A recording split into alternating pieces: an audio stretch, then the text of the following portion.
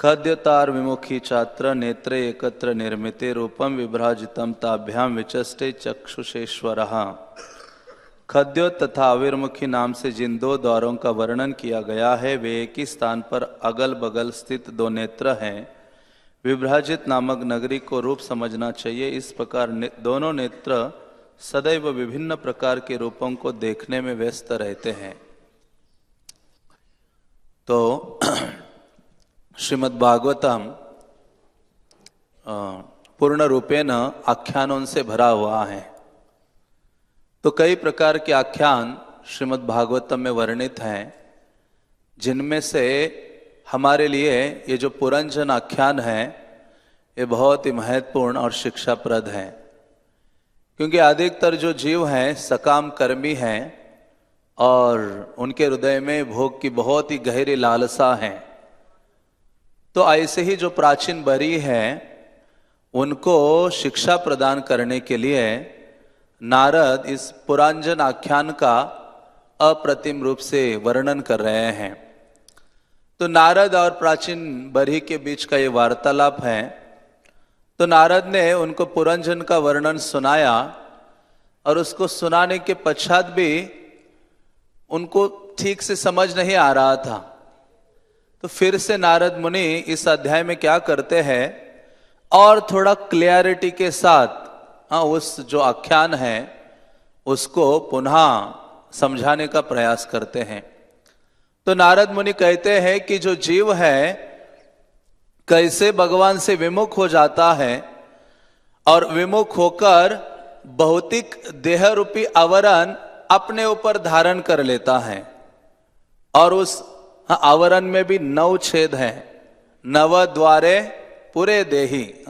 शास्त्र कहते हैं कि ऐसे आवरण में भी जो भौतिक देह जीव ने धारण किया है भोग करने के लिए, उसमें 9 छिद्र है, जिनके माध्यम से इन 9 छिद्रों के माध्यम से जो भौतिक जगत का जीव भोग करने का प्रयास करता है। तो ये जो इंद्रियां है वो हमारा भोग का साधन है, जिनके माध्यम से जीव इस जगत में भोग करता है। इसलिए भौतिक जगत की कोई सबसे बड़ी बीमारी है तो एक ही बीमारी है। आचार्यगण कहते क्या है वो बीमारी, तो कहते भोग वांछा। केवल ये एक में ये शब्द है जिसमें सारे भौतिक जगत के जीवों की बीमारी को दर्शाया गया है। इसलिए तो जगदानंद पंडित कहते हैं अनादि बहिर्मुख जीवा भोग वांछा करे, निकटस्थ माया तारे झापटिया धरे। कि अनादि काल से भगवान से हम विमुख हो गए हैं, कृष्ण से विमुख हो गए हैं। क्यों? क्योंकि हमारे हृदय में भोग करने की प्रबल लालसा है, भोग करने की प्रबल भावना है।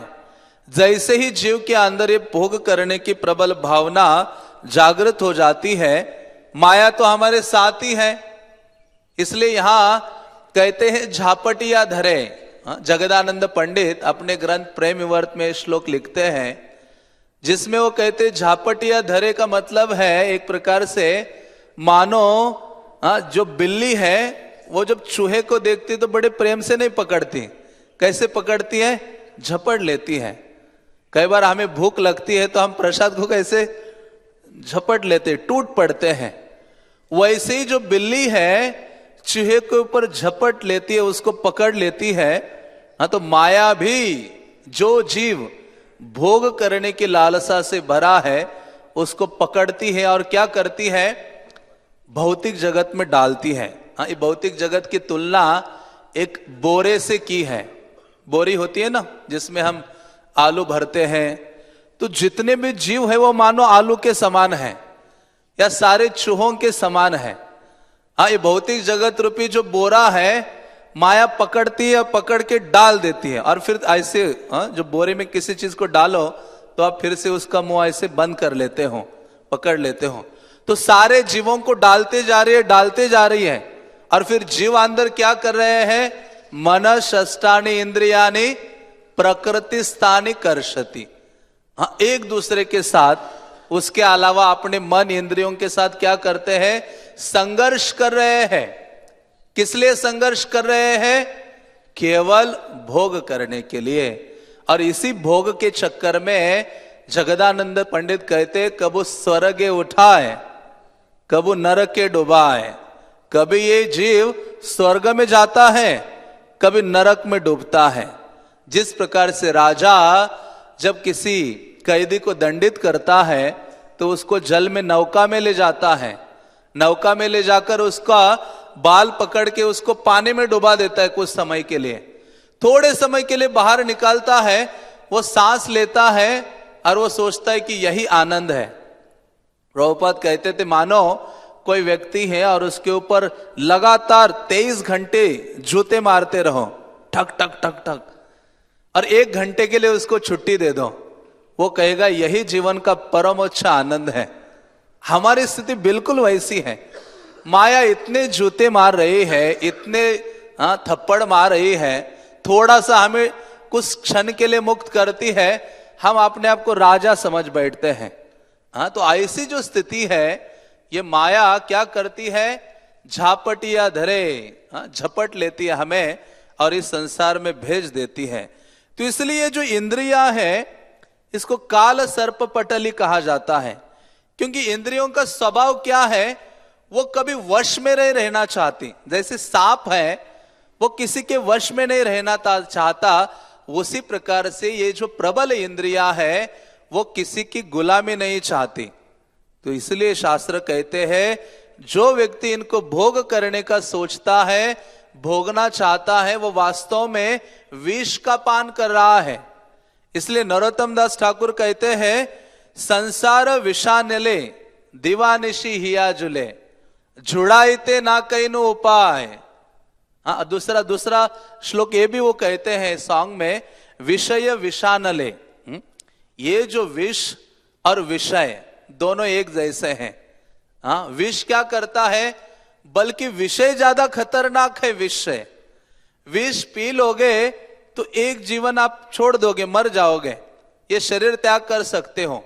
लेकिन विषयों को भोगते रहने से क्या होगा, पुनरपि जननम पुनरपि मरणम पुनरपि जननी जठरे शयनम। बारंबार हमें जन्म लेना होगा, बारंबार माता के गर्भ में जाना होगा। तो इसलिए विषयों को पीना या विषयों को भोगना वो अत्यंत खतरनाक है। तो इस श्लोक में, आज के श्लोक में नारद मुनि उनको कह रहे हैं कि ये जो जीव है, वो ये जो 2 नेत्र है, जिसके द्वारा क्या करता है, रूप का भोग करने का प्रयास करता है। और मानो, क्योंकि ये जो 2 नेत्र जीव इस संसार में बाहर कैसे आता है भोग करने के लिए, इसके पहले श्लोकों में नारद मुनि प्राचीन बरही को कहते हैं कि मन के साथ ये जीव निकलता है और ये 9 गेट से बाहर आता है भोग करने के लिए, और भोग करके फिर से स्थिर होना चाहता है। तो मानो ये जो 9 छेद है, ये माध्यम है उस जीव के, जिसके द्वारा वो अधिक से अधिक भोग करना चाहता है। तो इस श्लोक में आज नेत्रों का वर्णन किया है, और नेत्रों का विषय क्या है, रूप है, सौंदर्य है, क्योंकि सौंदर्य को भोग करना चाहते हैं। श्रील प्रभुपाद कहा करते थे कि भौतिक जगत में क्या सौंदर्य है, भौतिक जगत के सौंदर्य को नापा जाए तो कितना लंबा है ये भौतिक सौंदर्य, 3 mm। क्योंकि हर व्यक्ति किसी न किसी के शरीर के प्रति आकर्षित है। स्त्री को सौंदर्य दिखाई देता है किसी युवक के शरीर में, और बेचारे युवक को सौंदर्य दिखाई देता है किसी युवती के शरीर में। लेकिन उसका सौंदर्य छुपा है केवल 3 mm का जो स्किन है उसके अंदर। उसको हटा दे तो कोई उसके पास जाने को तैयार नहीं होगा। अब मानो मेरा स्किन निकाल दिया और मुझे यहाँ क्लास देने के लिए बिठाया जाए, कौन रहेगा यहाँ भागवतम क्लास में? कोई नहीं रहेगा। तो ये जो भौतिक सौंदर्य है वो सीमित है और वास्तव में आनंददायी नहीं है। इसलिए प्रभुपाद हमेशा वो फेमस कथा सुनाया करते थे। कौन सी कथा? लिक्विड ब्यूटी की। सारा ब्यूटी लिक्विड हो गया है और एक ना एक दिन हम सारे लिक्विड होने वाले हैं। तो ब्यूटी कोई अस्तित्व, ब्यूटी का यहाँ भौतिक जगत में कोई अस्तित्व नहीं है, लेकिन जीव इतना लालायित है ना, मरते मरते भी वो रूप का दर्शन करना चाहता है, इस भौतिक जगत के रूप का। लेकिन भगवान गीता में कहते ये रूप कैसा है? काम रूपम दुरासदम। जितने भी रूप यहां नजर आ रहे हैं वो काम का मूर्तिमान क्या है? स्वरूप है। जैसे प्रभुपाद को क्या कहा जाता है? कृष्ण कृपा श्री मूर्ति। जब कृपा कृष्ण की मूर्ति धारण करती है तो वो प्रभुपाद है। तो उसी प्रकार से काम जब अपना मूर्ति धारण करता है तो ये भौतिक जगत का सौंदर्य है, जिसके प्रति हम अत्यधिक रूप से आकृष्ट होते हैं। और ये जो आंखें हैं बारंबार इस भौतिक सौंदर्य को देखना चाहती है, उसका उपभोग करना चाहती है, और जिसके कारण जीव इस संसार में और गहराई में से बंध जाता है। इसलिए हम वो फेमस कथा सुनते हैं बिल्वमंगल ठाकुर की। बिल्वमंगल ठाकुर ये अनंत पद्मनाभ के महान भक्त हुए हैं बाद में त्रिवेंद्रम में। तो ऐसे बिल्वमंगल ठाकुर उनके शुरुआत के दिनों में देखते हैं वो आसक्त हुए थे चिंतामणि से। जब घर में श्राद्ध या कुछ सेरेमनी था उनके पिता का, वो भी छोड़ दिया उन्होंने।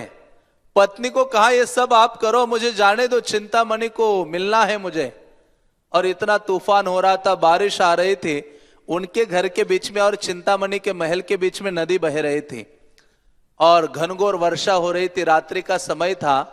लेकिन बिल्वमंगल का हृदय चिंतामणि को मिलने के लिए भाग रहा था।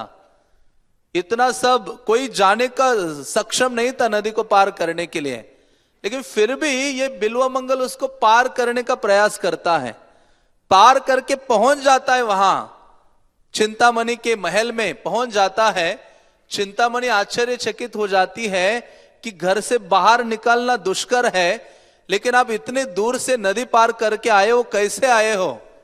तो तब उसे पता चलता है कि जिसने उन्होंने जब नदी पार की तो लकड़ी समझकर उन्होंने एक मृत शरीर को पकड़ के उसके सहारे से उन्होंने नदी पार की थी।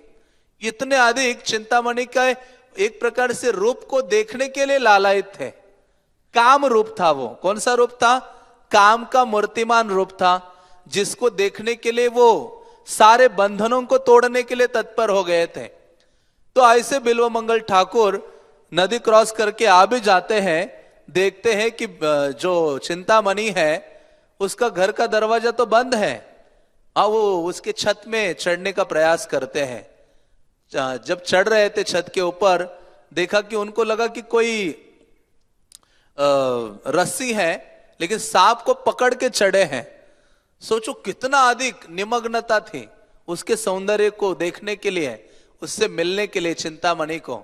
तो ऐसे बिल्वमंगल ठाकुर जब चिंतामणि से मिलते तो चिंतामणि कहते, अरे मूर्ख, तुम्हें मुझे देखने के लिए इतनी लालसा है, मेरे सौंदर्य के लिए, मेरे उपभोग के लिए इतने तुम तत्पर हो, लालायित हो।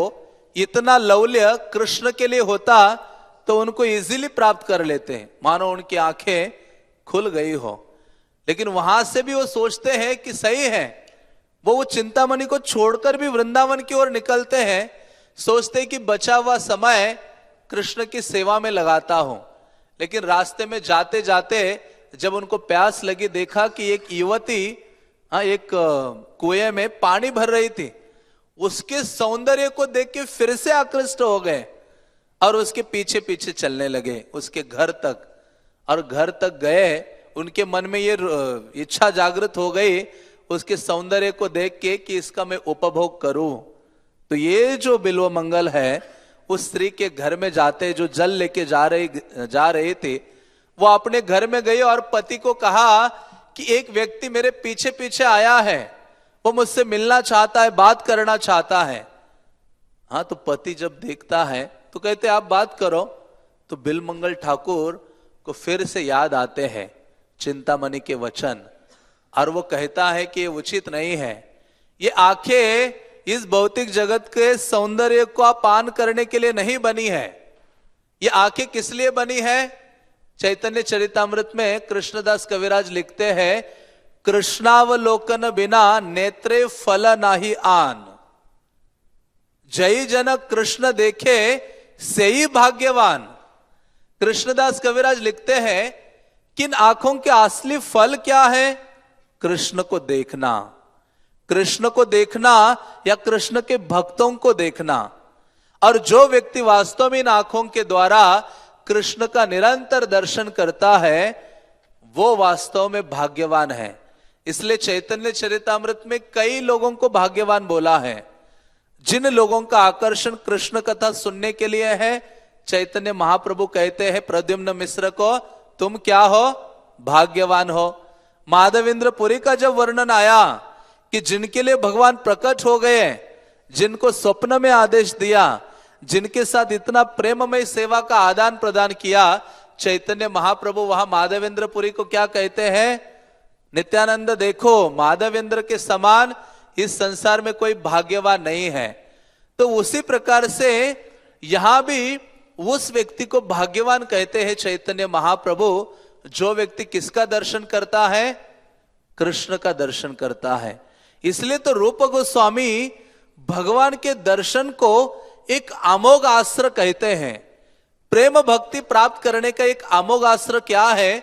भगवान के विग्रहों का निरंतर दर्शन करना। हाँ, ये एक अमोघ अस्त्र है जिसका वर्णन भक्ति रसामृत सिंधु में श्रील रूप गोस्वामी करते हैं।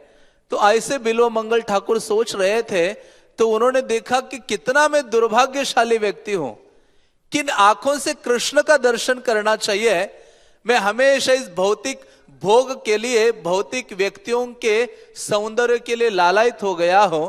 तो वो स्त्री से जब बात कर रहे थे तो उसको कहा कि हे माता जी, आप क्या करो, मुझे अपने हेयर पिन्स दे दो, हाँ, जो बालों में लगाते हैं। वो कहती कि क्या, क्यों ये व्यक्ति हेयर पिन्स मांग रहा है? वो हेयर पिन्स ले लेते हैं और लेकर उसी क्षण अपने आंखों में क्या करते हैं?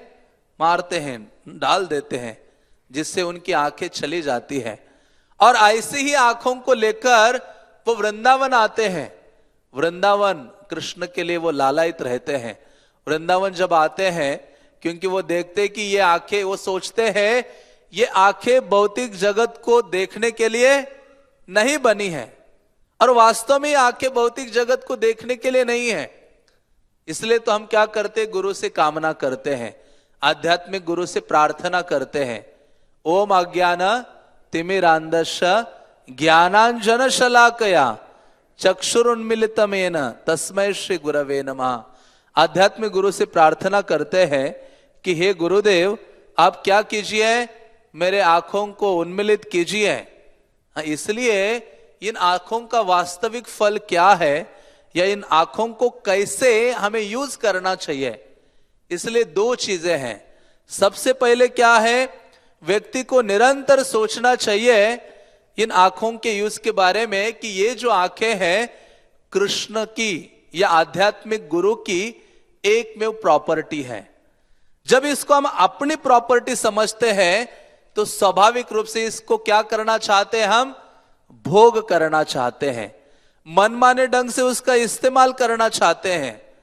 हाँ, लेकिन सबसे पहले जाने कि ये जो दो नेत्र है वो मेरी प्रॉपर्टी नहीं है, ये तो मेरे आध्यात्मिक गुरु की प्रॉपर्टी है। इसलिए तो हम पढ़ते हैं रोज, चक्षु दान दिल जय। ये दान किसने दिया है? हमें आध्यात्मिक गुरु ने दिया है। और जन्मे जन्मे प्रभु से ही मेरा कर्तव्य क्या है? इन आंखों के द्वारा अपने आध्यात्मिक गुरु की सेवा करना। इसलिए तो रामानुजाचार्य के चरित्र में एक अद्भुत प्रसंग आता है। श्रीपाद रामानुजाचार्य जब श्रीरंगम में निवास कर रहे थे तो उस समय दक्षिण भारत में चोला वंश, पांड्या वंश, ये राजा हुआ करते थे। उसमें जो चोल राजा था जिनका नाम था कोलतुंग फर्स्ट, तो ये जो राजा था इसका राजधानी कांचीपुरम था उस समय। तो ऐसा राजा वहां रहता था जिसने अपनी राजधानी कांचीपुरम बनाई थी। और उस समय यमुनाचार्य जब थे, रामानुजाचार्य के पूर्व जो आचार्य है यमुनाचार्य, उस समय अधिकतर लोग वैष्णव थे और वो राजा भी वैष्णव था। लेकिन ये जो राजा यमुनाचार्य के बाद ये दूसरा राजा जब हुआ रामानुजाचार्य के समय, ये शैव था, जिसने ये स्थापित करना चाह रहा था कि विष्णु श्रेष्ठ नहीं है, सर्वश्रेष्ठ कौन है? शंभु है, शंकर है, महादेव है।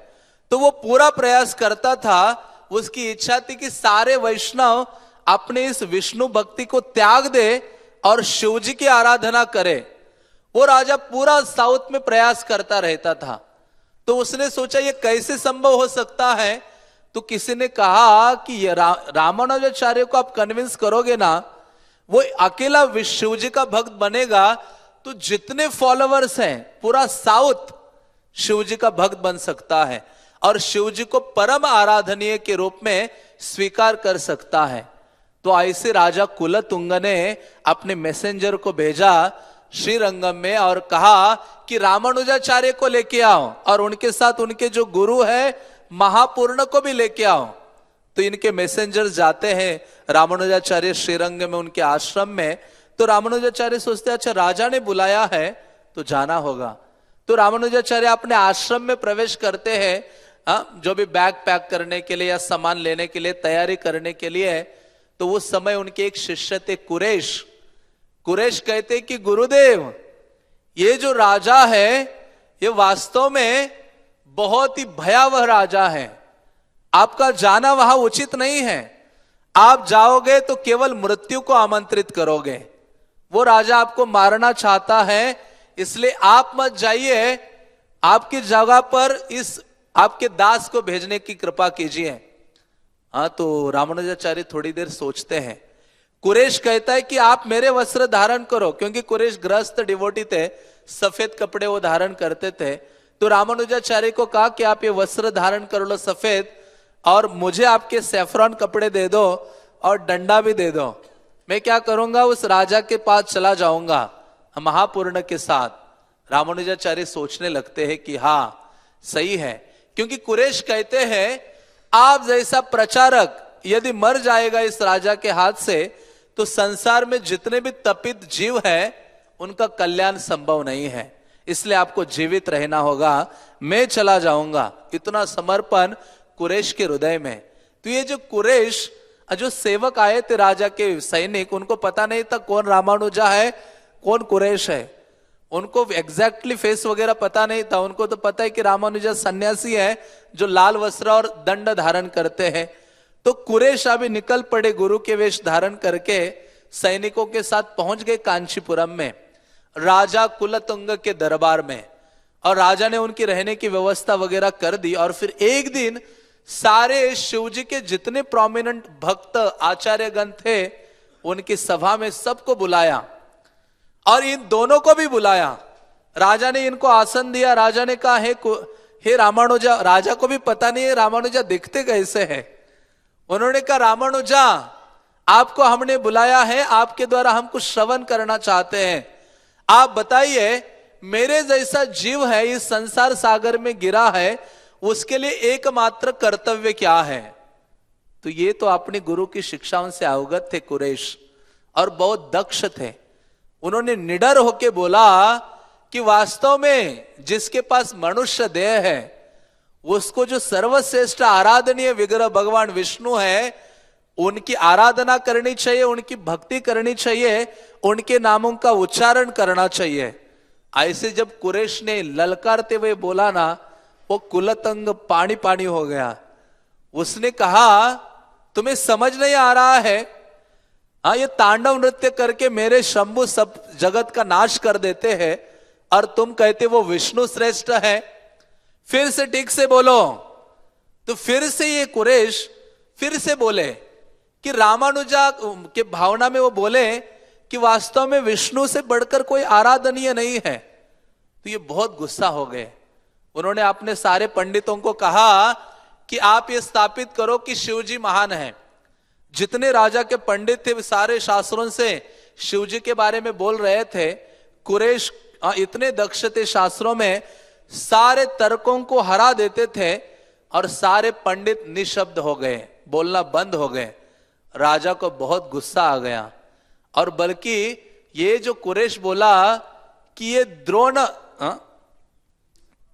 द्रोण जो शिव से बढ़कर द्रोण है, द्रोण जो वो वेट को वजन करते हैं ना, जो नाप होता है उसको द्रोण कहते हैं, जो हेवी भी होता है।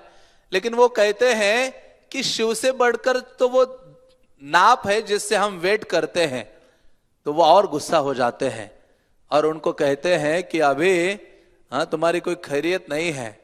उनको दंड देना चाहते हैं, उनको एकांत स्थान में ले जाते हैं और कुरैश को कहते हैं, कुरैश तो उनको लगा ये रामानुजा है, कहते इसको जीवित मैं मारूंगा नहीं, क्योंकि मेरी जो बहन थी 8 साल की थी उस समय इन्होंने उसका भूत को उतार दिया था। मतलब रामानुजा की कृपा से राजकुमारी जो थी उस राज्य की, उसका भूत भाग गया था उसके बॉडी से। तो कहता है इसको मैं मारूंगा नहीं, इसकी आंखें निकाल दूंगा। तो जैसे कुरैश और महापूर्ण को खड़ा कर दिया और जो सेवक गण थे राजा के, उन्होंने क्या कर दिए, कुरैश की आंखें निकाल दी बाहर दोनों की। और कुरैश डरे नहीं, कुरैश को इतना आनंद हो रहा था, कुरैश आनंदित होकर कह रहे थे कि हे कृष्ण, हे भगवान, वो कहने लगे कि हे यमुनाचार्य, आपने जो बोला था कि दया का सिंधु, कि कृष्ण बहुत दया के सागर है, वो आज मैंने रियलाइज किया है कि मुझे ऐसी सेवा प्रदान की है मेरे आध्यात्मिक गुरु की। ये ऐसी सेवा किसी और को प्रदान नहीं हो सकती। मैं कितना मेरा बड़ा भाग्य है कि मैं अपने गुरु की इस प्रकार से सेवा कर पाया। तो ऐसा अहोभाग्य अपना स्वीकार करते हुए उनकी जब आंखें निकाली तो उसको आनंद से स्वीकार करते हैं। कुरैश और महापूर्ण की भी आंखें निकाली गई थी। तो जब महापूर्ण की आंखें निकाली गई, वो बहुत ओल्ड हो गए थे, उनसे रहा नहीं गया। महापूर्ण कुरैश के गोद में लेटे और उन्होंने अपने गुरु यमुनाचार्य का स्मरण किया और कुरैश को कहा कि तुम श्रीरंगम चले जाना और वहां रामानुजाचार्य मिले तो उनके चरणों में मेरे करोड़ों करोड़ों दंडवत बोल देना। और ऐसे बोल के महापूर्ण जो रामानुजा के गुरु है उन्होंने शरीर त्याग कर दिया। और ये जो कुरैश थे उनके अंदर कोई बदले की भावना नहीं थी। जैसे हरिदास ठाकुर को मारा तो मारने वालों के लिए वो प्रार्थना कर रहे थे, कुरैश भी प्रार्थना कर रहे थे जिन्होंने उनकी आंखें निकाली। कहते हैं मैं आपका ऋणी हूं, आपने मुझे ये सौभाग्य प्रदान किया है मेरे गुरु की सेवा करने के लिए। तो जिन लोगों ने आंखें निकाली थी सेवकों ने, वो हृदय द्रवित हो गया। उन्होंने वहां जो भिखारी थे उनको पैसे देके कहा कि इसको क्या कर दो, श्रीरंगम में पहुंचा दो। तो कुछ समय के बाद रामानुजा को पता चलता है कि मेरे शिष्य की तो आंखें निकाल दी। रामानुजा दुखी हो जाते हैं। कुरैश कुछ समय के बाद श्रीरंगम में पहुंचते हैं और श्रीरंगम में पहुंचकर श्रीरंगम नहीं, कृष्णाचल पहुंचते हैं और कृष्णाचल में जाकर वो निवास करते हैं उनकी पत्नी अंडाल के साथ। और वहां भगवान सुंदर राज का आराधना करते हैं। और वहां से उनको पता चलता है कि रामानुजाचार्य साउथ में एक स्थान है यादवाद्री, वहां है। तो ये कुरैश उनको मिलने जाते हैं रामानुजाचार्य को। और जैसे मिलने जाते तो रामानुजा देखते ही कि मेरे वो शिष्य आए हैं जिन्होंने मेरी सेवा के लिए अपनी आंखें निकलवा दी हैं, इतना बड़ा कष्ट उठाया है। तो रामानुजाचार्य उनका आलिंगन करते हैं। रामानुजा कहते हैं कि मैं आज वास्तव में पवित्र हो गया हूं तुम्हारा आलिंगन करके। और उनको कहते हैं कि तुम क्या करो, कांचीपुरम में चले जाना जहां भगवान वरदराज है और उनके पास जाओ और वो क्या करेंगे, तुम्हारी आंखें वापस प्रदान कर सकते हैं। ऐसे वो दयालु भगवान है। तो ऐसे कुरैश कांचीपुरम नामक स्थान में जाते हैं जहां जाकर भगवान वरदराज की सेवा करते हैं। इतनी सेवा करते हैं कि भगवान वरदराज, उनका नाम ही वरदराज है, सारे वरों को देने के लिए तत्पर है। आज भी आप कांचीपुरम में जाते हो जहां वरदराज के विग्रह हैं, तो उन्होंने ऐसे हाथ किया हुआ है और उनके हाथ में एक शब्द लिखा हुआ है, मां शुचा। क्या लिखा हुआ है? मां शुचा, डरो मत। तो भगवान कहते मैं हूं। गीता का वो जो श्लोक का आखिरी शब्द है वो उसके ऊपर दर्शाया है। तो ऐसे भगवान वरदराज ने देखा कि गुरु के लिए इतना कष्ट उठाया है और इसके अलावा मेरी निरंतर पूरे दिन स्तुति करता है, सेवा करता है। तो वरदराज कहते कि बताओ क्या चाहते हो तुम। प्रकट हो गए वरदराज। ये कहते मैं क्या चाहता हूं, वो कहते हैं कि उस व्यक्ति के ऊपर हाँ कृपा करो। एक व्यक्ति का नाम लेते जिसका नाम था चतुरग्राम। कहते जो आंखें निकाली गई ना, इसके पीछे एक ही व्यक्ति है, वो भी मेरा शिष्य है। क्योंकि कुरैश का एक शिष्य था जो राजा का मंत्री बना था, और राजा का मंत्री, राजा उनसे परामर्श करता था। वो उस मंत्री ने बोला कि ये रामानुजा को सरेंडर करवाओ, मार डालो या शिवजी का भक्त बनाओ, तो सारा जगत शिवजी का भक्त बन सकता है। तो कहते हैं इसकी सबकी जड़ कौन है? मेरा ही शिष्य है चतुरग्राम जिसका नाम है। ये कुरैश कहता है भगवान को कि ये आंखें जाने के पीछे इसका हाथ है सबसे पहले। हे भगवान, सबसे ज्यादा कृपा उसके ऊपर कर दो। हाँ, भगवान थक वो चकित हो जाते हैं, कहते कैसा तुम्हारा हृदय है। इतना बोल के वापस आ जाते कुरैश। फिर कुछ समय के, कुछ दिनों के बाद फिर से सेवा करते करते भगवान प्रकट होते, कहते कि मांगो, फिर से कुछ मांगो। कुरैश कहता है ये जो राजा कुलतुंग है जिसने आदेश दिया था, इस संसार में किसी के ऊपर सबसे ज्यादा कृपा होनी चाहिए तो उस राजा के ऊपर होनी चाहिए, और राजा इस भौतिक जगत से हमेशा के लिए वापस चला जाना चाहिए। हाँ, आध्यात्मिक जगत में ऐसी चीज मांगे थी कुरैश ने। हाँ, तो वो राजा के ऊपर भी भगवान कृपा करते हैं, लेकिन अपने लिए कुछ नहीं मांगा अभी तक कुरैश ने। जब ये न्यूज रामानुजाचार्य के पास पहुंची कि मेरा ये शिष्य इन लोगों पे ऊपर कृपा करके इतना आनंद महसूस कर रहा है, रामानुजाचार्य ने एक लेटर लिखा। रामानुजा ने कहा तुम सेल्फिश हो, तुम बहुत स्वार्थी हो, कि ये जो कृपा करके जो आनंद तुमने प्राप्त किया है, अकेले अकेले उसका आस्वादन कर रहे हो, ये आनंद मेरे पास भी आना चाहिए। इसलिए रामानुजाचार्य ने कहा कि तुम बहुत स्वार्थी हो और तुम अपने आप को क्या समझते हो, क्योंकि ये जो तुम्हारी दो आंखें हैं वो मेरा प्रॉपर्टी है, मेरे रत्न है। अभी अगली बार ये वरदराज के पास कुछ मांगना है तो क्या मांगना है आपको? मेरी प्रॉपर्टी जो उन्होंने ली है आपसे, उसको क्या करना है? वापस देने के लिए कहो, क्योंकि तुम्हारे द्वारा मुझे क्या करनी है? बहुत सारी सेवाएं करनी है। तो ये सोचने लगे। फिर ये अपने लिए नहीं मांग रहे थे। कुरैश फिर भगवान के पास जाते हैं, और भगवान के पास जाकर, बल्कि चैतन्य चरितामृत में ऐसे ही आता है, सनातन गोस्वामी भी अपना देह क्या करना चाहते थे? रथ के नीचे त्यागना चाहते थे। महाप्रभु ने कहा अरे ये दूसरे का, पराये का धन है, तुम्हें किसने अधिकार दिया कि रथ के नीचे अपना शरीर त्याग दो? तो इसलिए दीक्षा काले भक्त करे आत्मसमर्पण। जब दीक्षा के समय में आत्मसमर्पण करते हैं तो फिर वास्तव में ये शरीर पर हमारा अधिकार नहीं रहता। अधिकार किसका हो जाता है? आध्यात्मिक गुरु का हो जाता है। तो इसलिए जो नेत्र भी है ये गुरु की प्रॉपर्टी है, क्योंकि चक्षुदान दिलोजयी, उन्होंने हमें ये दिया है।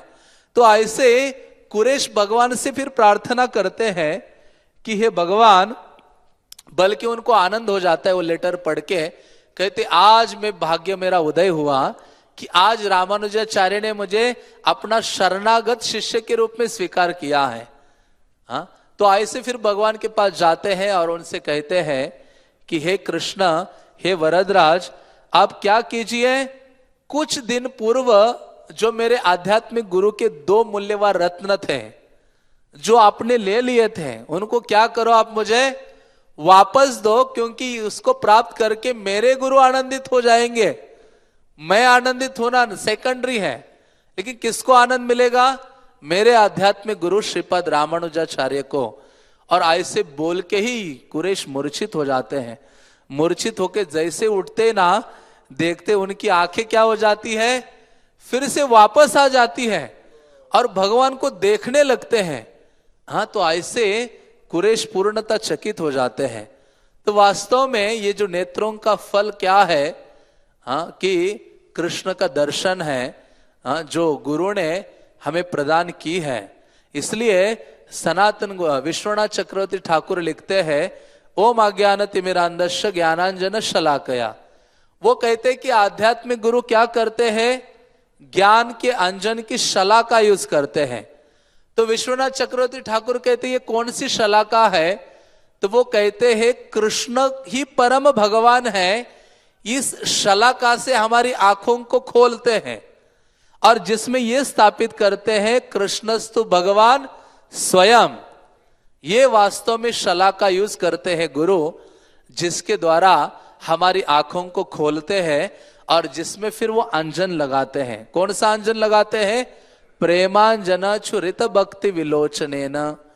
तो जो शिष्य जितना गुरु से शरणागत होगा, जितनी मात्रा में उनकी सेवा करेगा, उतनी मात्रा में ही शिष्य के आंखों में क्या होने लगता है? उस प्रेम का अंजन अपने आप लगने लगता है। कुछ अलग से बाहरी प्रयास करने की आवश्यकता नहीं है। तो इसलिए जब ऐसी गुरु की कृपा होती है अंजन प्रदान करके, तो शिष्य के आंखों में कभी भोग भावना नहीं रहती।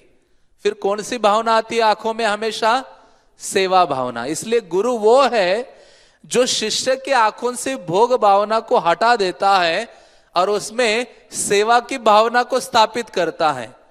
तो शिष्य फिर जहां मर्जी जाए इस भौतिक संसार में, उसे कभी भी भोग नजर नहीं आते। उसको क्या नजर आते हैं? सेवा नजर आती है। यो माम पश्यति सर्वत्र, वो भगवान को सब जगह देखने का प्रयास करता है। इसलिए गीता में कृष्ण कहते विमूढ़ा नानु पश्यन्ति पश्यन्ति ज्ञान चक्षुषा। आध्यात्मिक गुरु की ये सेवा भावना की आंखों को जब शिष्य धारण करता है, तो उस आध्यात्मिक दिव्य ज्ञान के द्वारा वो सर्वत्र क्या करता है? कृष्ण या कृष्ण की सेवा को ही देखता है। इसलिए तो चैतन्य चरितामृत में वर्णन आता है, भक्ता प्रेमे बांधिया छे हृदय भीतरे, जहां नेत्र पड़े ताहा देखे आमारे। कि फिर जब प्रेम के द्वारा भक्त भगवान को हृदय में बांध देता है और जहां जहां नेत्र उसके पड़ते हैं वहां कृष्ण को देख पाता है, या जहां जहां नेत्र पड़े तहा कृष्ण स्फुरे। चैतन्य चरितामृत में आदि लीला में दूसरा प्यार आता है राधा रानी के बारे में, जिनके बारे में कृष्णदास कविराज लिखते हैं, कृष्णमयी कृष्ण जार भीतरे बाहरे। राधा रानी का एक नाम कृष्णमयी है। क्यों कृष्णमयी है? क्योंकि कृष्ण उनके भीतर है और बाहर है। फिर दूसरे लाइन में कृष्णदास कविराज लिखते हैं, जहां जहां नेत्र पड़े तहा कृष्ण स्फुरे।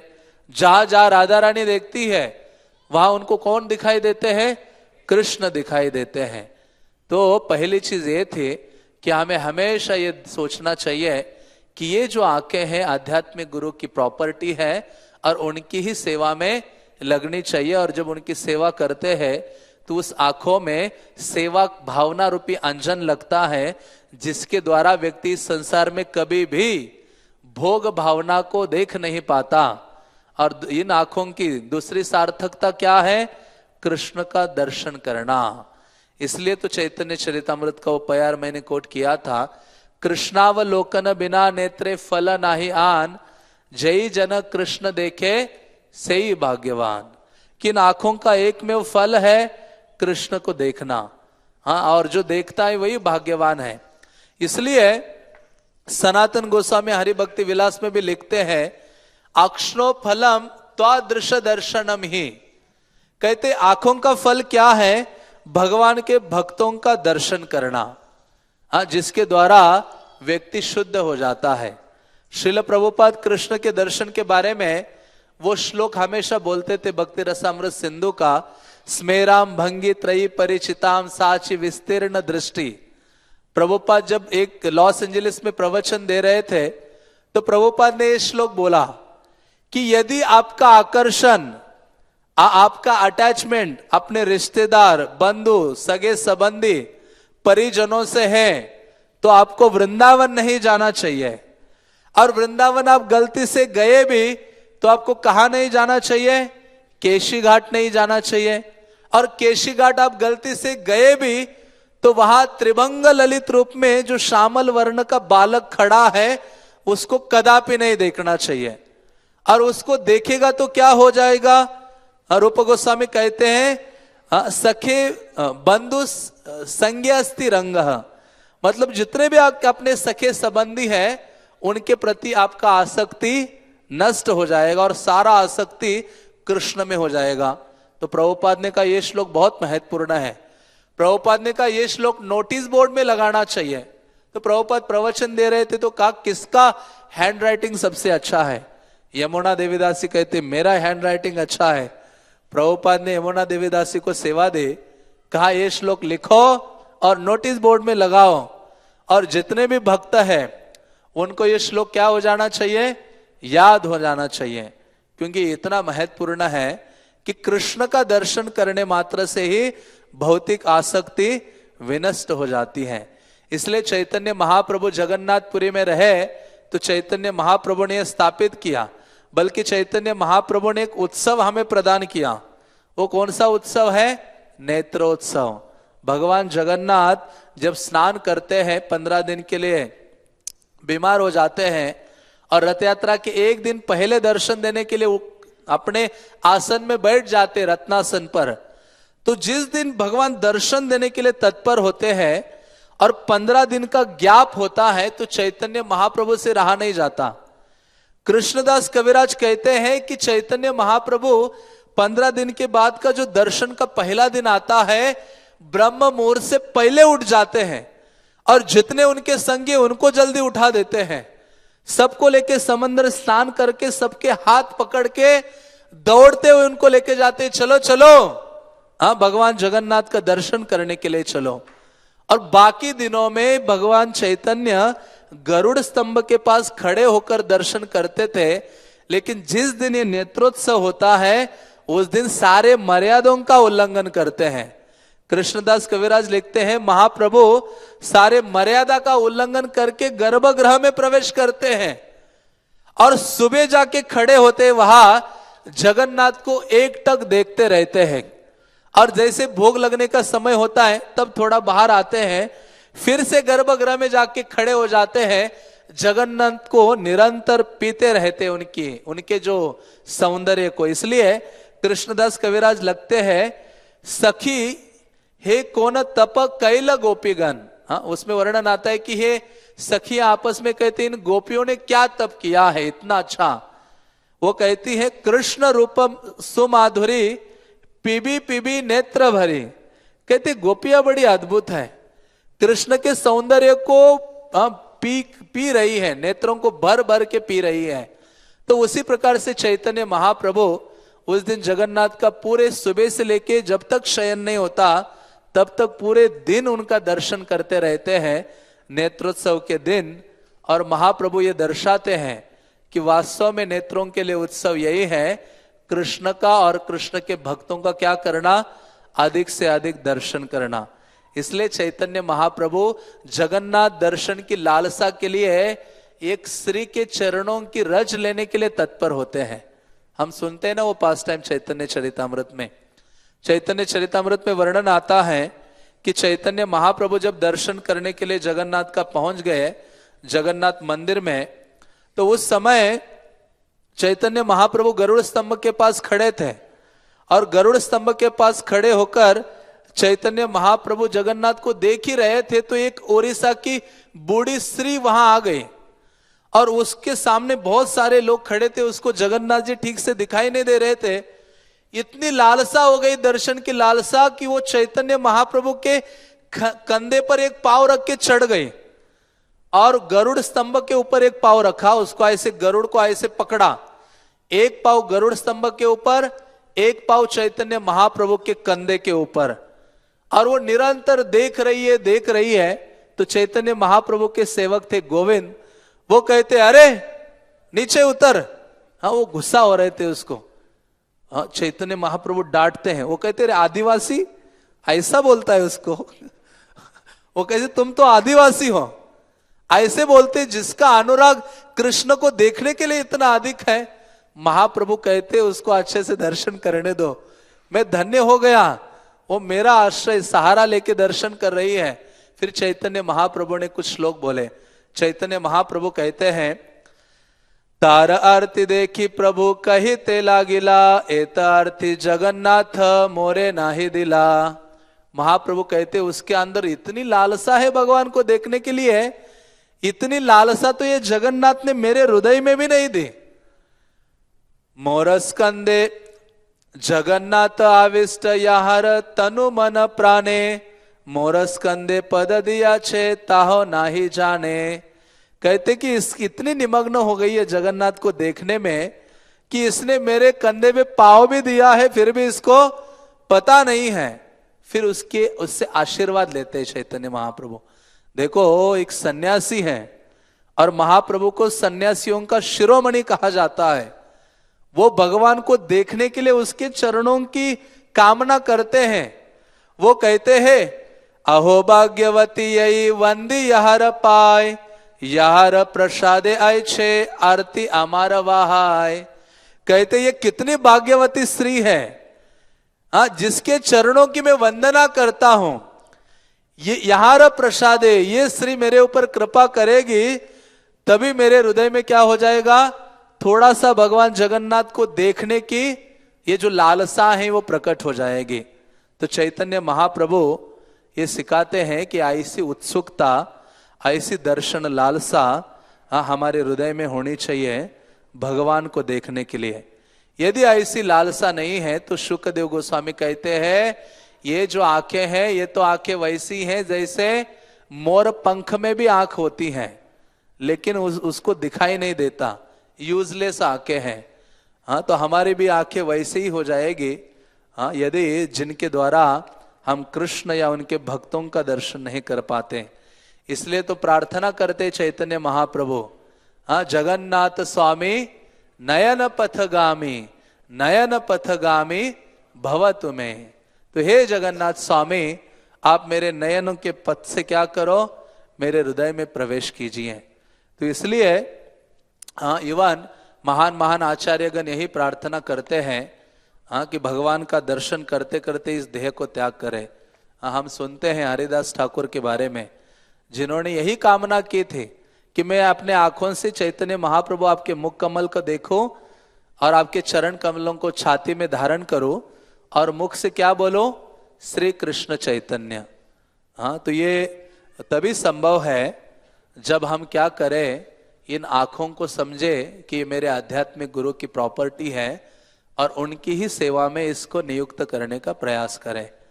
तभी क्या होगा, इन आंखों में ये जो भोग भावना है वो नष्ट हो जाएगी और इसमें सेवा भावना इंस्टॉल हो जाएगी, और तब हम वास्तव में इन आंखों का सदुपयोग कर सकते हैं और तभी हमारा जीवन धन्य हो सकता है। हरे कृष्णा कृष्णा कृष्णा हरे हरे, हरे राम राम राम हरे हरे।